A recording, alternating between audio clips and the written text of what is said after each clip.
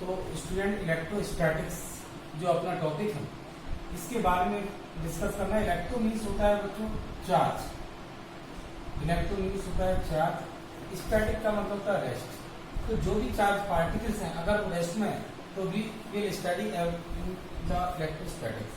तो यानी आपका जो चार्ज पार्टिकल रेस्ट में होते हैं हम इलेक्ट्रोस्टैटिक्स में स्टडी करेंगे। और सबसे पहले मेरी बात जो आती है कि इलेक्ट्रिक चार्ज होता है क्या, what do you mean by the charge.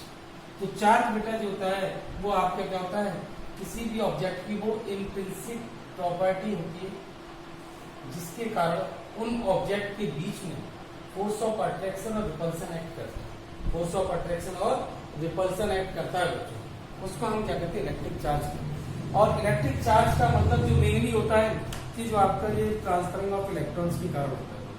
क्या होता है जब दो बॉडी को आपस में आप रब करते हैं तो उसमें क्या होता है ट्रांसफरिंग ऑफ इलेक्ट्रॉन होता है। एक ऑब्जेक्ट से इलेक्ट्रॉन निकलकर दूसरे ऑब्जेक्ट में चले जाते हैं जिसमें एक में इलेक्ट्रॉन की डेफिशिएंसी होती है और एक में क्या होता है एक्सेस ऑफ इलेक्ट्रॉन्स हो जाता है। वो होता है सब नॉर्मल स्टेट से होता है, तो उसको हम क्या कहते हैं इलेक्ट्रिक चार्ज कहते हैं। और due to this property they will attract each other, इस प्रॉपर्टी के कारण वो एक दूसरे को अट्रैक्ट करते हैं, इसलिए उसको हम क्या कहते हैं इलेक्ट्रिक चार्ज। तो इलेक्ट्रिक चार्ज हर ऑब्जेक्ट की वो इंट्रिंसिक प्रॉपर्टी होती है जिसके कारण वो फोर्स ऑफ अट्रैक्शन और रिपल्सन प्रोड्यूस करते हैं और साथ में इलेक्ट्रिक इफेक्ट, मैग्नेटिक इफेक्ट को भी शो करते हैं। Actually it is the experimentally observe that electric charge is produced due to the transferring of electron, transferring of electron. Okay, अब बेटा जो there are two types of charge, positive charge and negative charge. तो electric charge के बारे में मैंने आपसे बात की, चार्ज होता क्या है, चार्ज होता है वो ट्रांसफरिंग ऑफ इलेक्ट्रॉन्स के कारण होता है।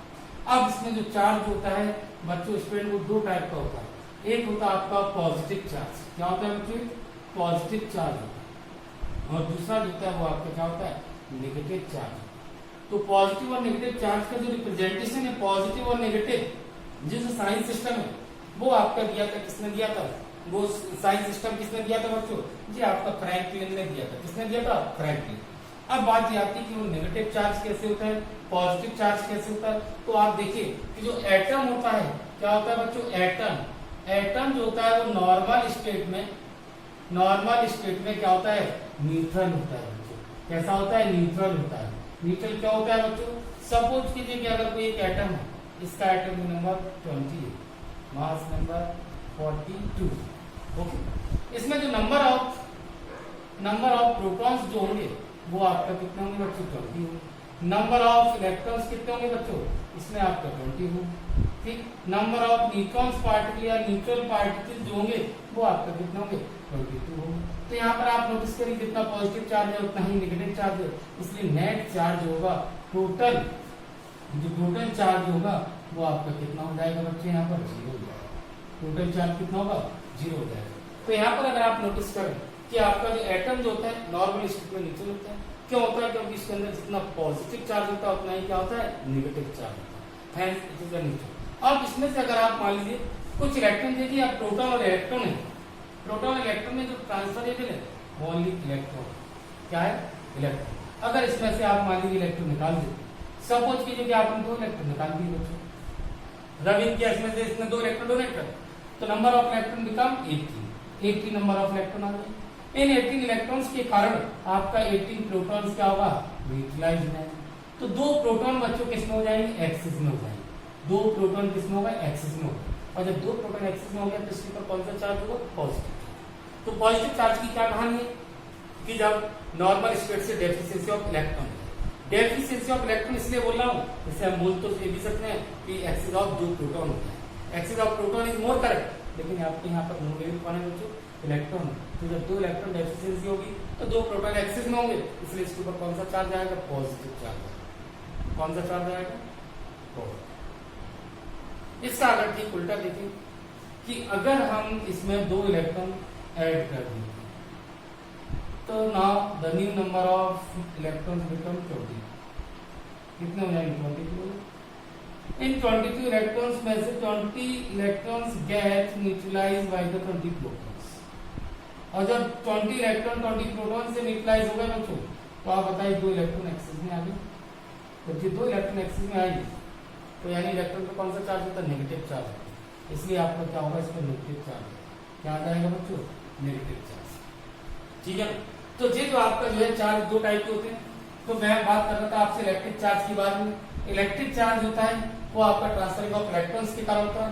जब एटम के नॉर्मल स्पीड से ट्रांसफरिंग ऑफ इलेक्ट्रॉन हो जाती है, और ट्रांसफरिंग ऑफ इलेक्ट्रॉन होती है कई तरह से होती है। जब दो ऑब्जेक्ट को आप आपस में रब कर देते हैं, जैसे कैट स्टेन से एवोनाइट की रॉड को आपने रख दिया, तो उसमें ट्रांसफरिंग ऑफ इलेक्ट्रॉन हो जाती है।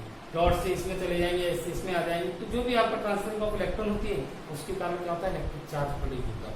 क्योंकि रबिंग करने के बाद दे विल अट्रैक्ट ईच अदर, यानी दोनों एक दूसरे को क्या करते हैं, अट्रैक्ट करने लगते हैं। और वो प्रॉपर्टी किसके कारण अट्रैक्ट करते हैं, वो होता है इलेक्ट्रिक चार्ज।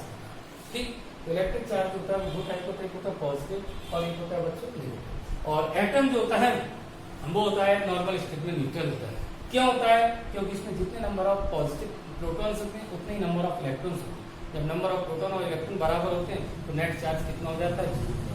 और जब अगर आप मान लीजिए इनमें कोई फिनोमेना द्वारा इलेक्ट्रॉन को अगर मूव करा देते हैं, बाहर निकाल देते हैं या डाल देते हैं, अगर इलेक्ट्रॉन आप बाहर निकालते हैं तो डेफिशिएंसी ऑफ इलेक्ट्रॉन कहलाएगा। और डेफिशिएंसी ऑफ इलेक्ट्रॉन के कारण क्या होगा कि डेफिशिएंसी ऑफ इलेक्ट्रॉन तो होगा, लेकिन एक्सेस ऑफ प्रोटॉन होगा बच्चों।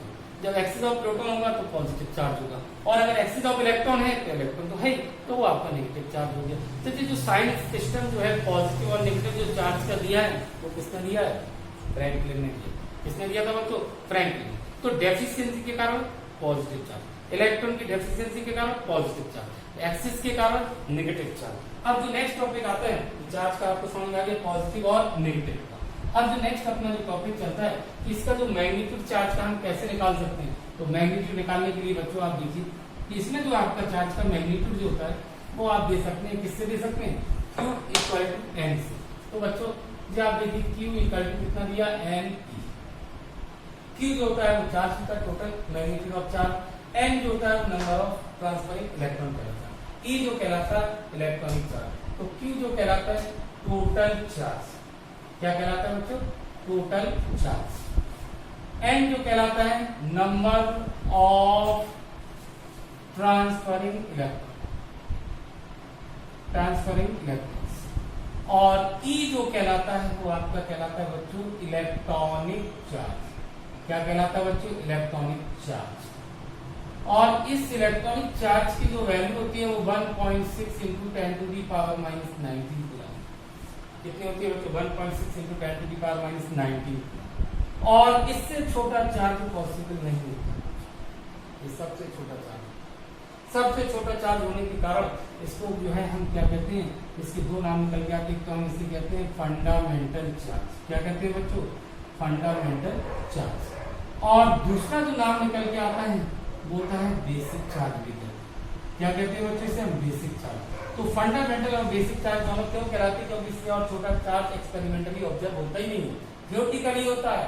तो क्वार्क चार्ज कहलाते हैं, वो मैं आपको तो स्मॉल ई जो कहलाता है वो इलेक्ट्रॉनिक चार्ज कहलाता है, और उसे फंडामेंटल चार्ज भी कहते हैं, बेसिक चार्ज भी कहते हैं। इसका जो मैग्नीट्यूड होता है 1.6 into 10 to the power minus 9।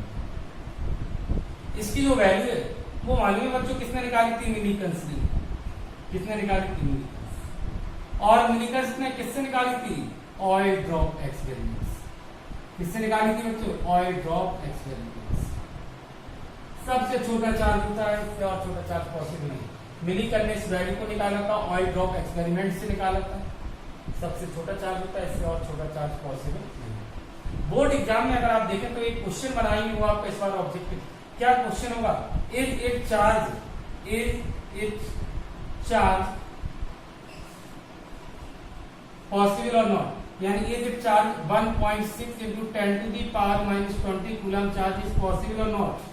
अगर वो आपसे पूछे कि आप बताइए 1.6 into 10 to the power minus 20 coulomb charge is possible और नॉट, तो बच्चों आप देखिए यहाँ पर आपका आंसर होगा नो।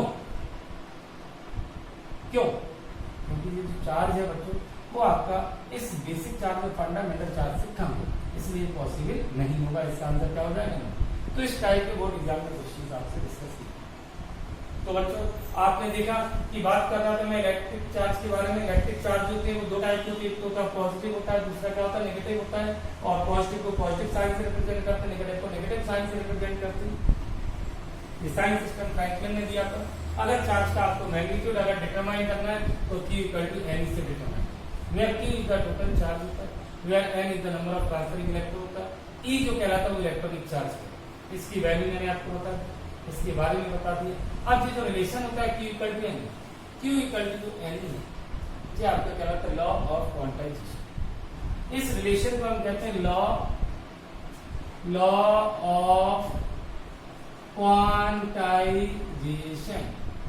क्वांटाइजेशन, ठीक है। और इसको मानिए बच्चों किसने दिया था, फैराडे ने। किसने दिया था बच्चों, फैराडे। लॉ ऑफ क्वांटाइजेशन किसने दिया था बच्चों, फैराडे। ठीक, देखो साइंस सिस्टम फ्रैंकलिन ने दिया था। लॉ ऑफ क्वांटाइजेशन जिससे आप मैग्नीट्यूड बता रहे हो वो आपका फैराडे। और इस लॉ ऑफ क्वांटाइजेशन का सबसे ज्यादा यूज क्या है, इसका मतलब जो होता है कि अभी जो बेसिक प्रॉपर्टी में भी डिस्कस करूंगा मैं आपका। लॉ ऑफ क्वांटाइजेशन ये कहता है, इसमें अगर आप देखें n इक्वल टू आप 1 कर देते हैं बच्चों, तो Q इक्वल टू Q होगा, Q इक्वल टू कितना हो जाता है, यानी पहला चार्ज। और जब कि आपका पहला सबसे पहला चार्ज बन जाता है तो एक नाम और निकल के बाहर आता है, यूनिट चार्ज भी कहते हैं। देखिए अब आपका E के कई नाम निकल के बाहर आ रहे हैं, E का एक और चार्ज निकल के नाम बाहर, यूनिट चार्ज। इसके पहले मैंने बोला था इसे फंडामेंटल चार्ज कहते हैं, बेसिक चार्ज कहते हैं, इलेक्ट्रॉनिक चार्ज कहते हैं। अब एक और चार्ज निकल के आ गया, यूनिट चार्ज। क्यों, क्योंकि ये आपका सबसे पहला चार्ज है। क्या होता है बच्चों, सबसे पहला चार्ज। तो इलेक्ट्रॉनिक चार्ज समझ में आ गया, पॉजिटिव चार्ज हो गया, नेगेटिव चार्ज हो गया। अब इसके बाद जो नेक्स्ट टॉपिक आता है बच्चों, देखिए तो इलेक्ट्रॉनिक चार्ज के बाद जो आपका चार्ज का नेचर समझ में आ गया आपको बच्चों। तो अब आप देखिए इसके यूनिट के बारे में बात। तो इलेक्ट्रिक चार्ज के जो यूनिट है वो क्या होता है, तो unit of electric charge, units of electric charge. सबसे पहला जो यूनिट होता है बच्चों होता है आपका कूलम। एमकेएस सिस्टम में होता है, इसी का ही ज्यादातर हम इस्तेमाल करते हैं, एसआई ऑब्लिक एमकेएस में, और इसी का ही बच्चों सबसे ज्यादा यूज है। दूसरा जो होता है वो होता है फ्रैंकलिन। फ्रैंकलिन जो होता है वो भी आपका सीजीएस में होता है, ऑब्लिक एसआई में। इसको भी बच्चों आप एमकेएस ऑब्लिक एसआई में फ्रैंकलिन होता है। और इसी में एक और होता है ईएसयू। ईएसयू का फुल फॉर्म होता है बच्चों electro static unit of charge.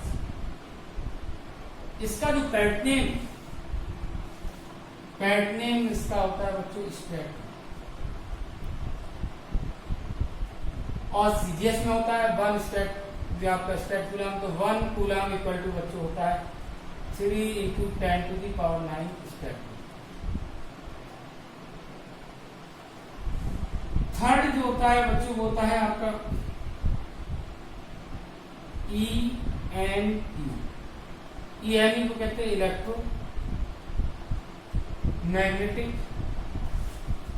Magnetic unit of charge, unit of charge.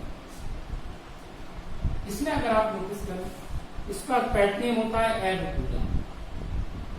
क्या होता है बच्चों, एड कूलम। और 1 ab coulomb equal to 10 coulomb के बराबर। 1 एड कूलम इक्वल टू 10। और फोर्थ जो होता है वो सबसे बड़ा यूनिट होता है फैराडे। और ये आपका फैराडे होता है 1 फैराडे इक्वल टू स्टूडेंट होता है 96500। तो ये सभी आपका बच्चों जो है आपका यूनिट कहलाते हैं, यूनिट ऑफ इलेक्ट्रिक चार्ज। सबसे पहला ही मोस्टली इस्तेमाल होगा एमके सिस्टम में, आप न्यूमेरिकल करते हैं इसमें इसी का यूज होगा। दूसरा अगर कई जगह सीजीएस में भी अगर आप तो फ्रैंकलिन भी लिख सकते हैं, आप ईएसयू भी लिख सकते हैं, जिसे आप इलेक्ट्रो स्टैट कूलम भी बोल सकते हैं। 1 कूलम इक्वल टू 3 × 10⁹ होता है। थर्ड जो यूनिट है बच्चों वो आपका ईएमयू कहलाता है, इलेक्ट्रोमैग्नेटिक यूनिट ऑफ चार्ज। और इसका जो पैटर्न कहलाता है ab coulomb. 1 ab coulomb equal to 10 coulomb. Next one जो लास्ट वन है वो आपका फैराडे कहलाता है। 1 फैराडे इक्वल टू 96500 कूलम। तो ये आपका जो कहलाता है वो आपका जो है यूनिट होगा। अब बात आती है इसमें जो आपका रिलेशन